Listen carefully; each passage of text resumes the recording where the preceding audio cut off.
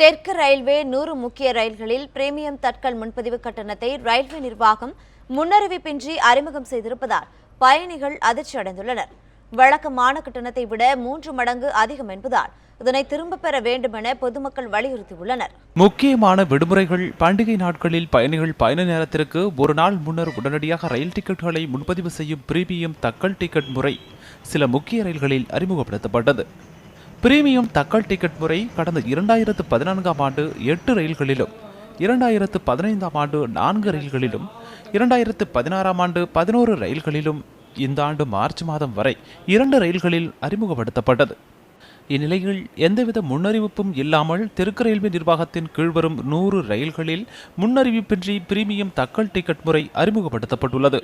இது ரயில் பயணிகள் மத்தியில் கடும் அதிர்ச்சியை ஏற்படுத்தியுள்ளது. பல ரயில்களில் அடிப்படை வசதிகளை மேம்படுத்த நடவடிக்கை எடுக்காத ரயில்வே நிர்வாகம் கட்டணத்தை திரும்ப பெற வேண்டும் என்ற கோரிக்கையும் எழுந்துள்ளது. இப்போ வாட்டர் ஃபெசிலிட்டி இல்லை, ட்ரைனேஜ் அடைச்சிக்கிறது, இந்த மாதிரி இன்னும் இருக்கிற ஃபெசிலிட்டி இன்னும் இம்ப்ரூவ் பண்ணலாமே தவிர மேலே போட்டுன்னு இருக்கிறது ஒன்றும் பிரயோஜனம் இல்லை. Only certain section of people தான் யூஸ் பண்ண முடியும். எல்லோரும் யூஸ் பண்ணுற மாதிரி ஒரு காமனாக பிளாட்ஃபார்ம் வரணும். அது வந்ததுன்னா நல்லா இருக்கும். பிரீமியம் தட்கல் முன்பதிவு கட்டணம் கடந்த ஏப்ரல் மாதம் எந்தவித அறிவிப்பும் இன்றி அறிமுகம் செய்யப்பட்டுள்ளது.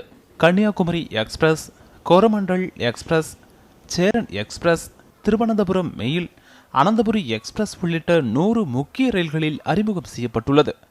இது நடுத்தர மக்களை பெரிய அளவில் பாதிப்பை ஏற்படுத்தும் என்றும் கட்டணத்தை குறைக்க மத்திய அரசு நடவடிக்கை எடுக்க வேண்டும் என்றும் ரயில் பயணிகள் தெரிவித்துள்ளனர். நாங்கள் ரயில்வே ஸ்டேஷனுக்கு இந்த டிக்கெட் புக் பண்ணுறதுக்கோசரம் வந்திருந்தோங்க. பார்த்துருந்தா இப்போ 300 ரூபா போகிற டிக்கெட்டில் இப்போ 600 ருபீஸ் சொல்கிறாங்க. இது ரொம்ப நடுத்தர மக்கள் எல்லாரையுமே பாதிக்குது. இது இட்ஸ் நாட் ரைட். இது கொஞ்சம் கன்சிடர் பண்ணி சென்ட்ரல் கவர்மெண்ட் இது கண்டிப்பாக ஒரு பெரிய ஆக்ஷன் கண்டிப்பாக எடுக்கணும். ஏன்னா இது டபுள் ஆகுது, பப்ளிக் ரொம்ப பாதிக்குது. சென்னையில் இருந்து திருவனந்தபுரம் செல்லும் ரயிலில் சாதாரணமாக படுக்கை வசதிக்கு டிக்கெட் கட்டணம் 600 ரூபாய் வசூலிக்கப்பட்டு வந்த நிலையில் பிரீமியம் தட்கல் முன்பதிவில் 1200 ரூபாயாக அதிகரிக்கப்பட்டுள்ளது.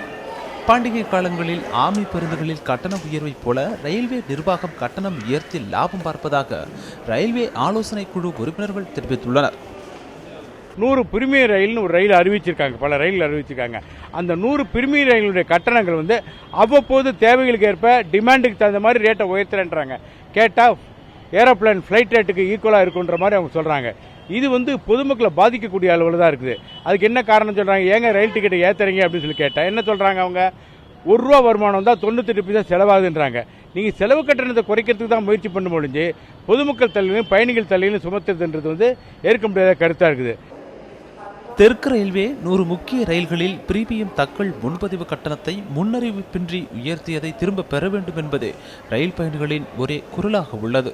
ரியாஸ், நியூஸ் 7 தமிழ், சேலம்.